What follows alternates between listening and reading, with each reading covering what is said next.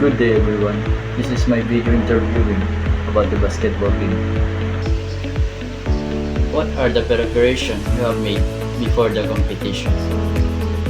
My preparations before the game are warming up and stretching to avoid injuries. What is the most challenging part as a basketball player? As a basketball player, the most challenging part in the game is when you lose in the match, even though you did everything to win. What are the problems you have encountered before, during, and after the game? Common problem that I've encountered during, before, and after the game is the injury. How you accept when you losing game and win after the game? Winning or losing a game is normal because that's how it is. Some days you win, some days you lose, you have to accept it. Because luck is not with us every day. So whatever the result of game is, just respect and accept it.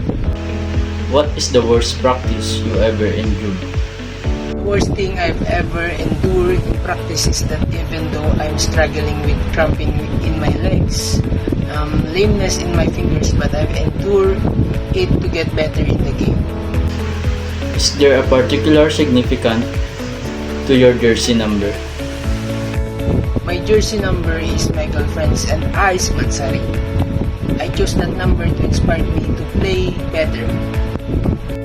How do you channel your frustration when the referee's decision doesn't go your way? Just being calm because everyone makes mistakes in decision.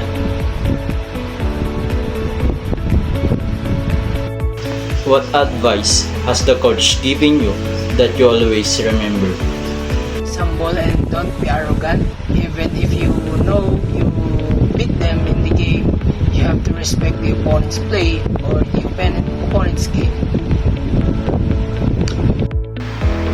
What tips would you give to someone going up for basketball? Basketball is fun. Just be humble and